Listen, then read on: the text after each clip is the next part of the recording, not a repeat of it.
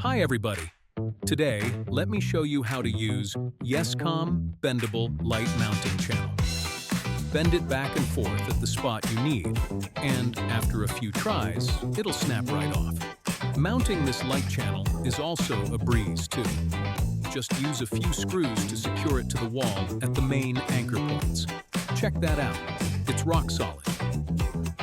Next, just feed the strip light into the channel. It might feel a bit slow at first while you're getting the hang of it, but once you find the sweet spot, it's totally a piece of cake.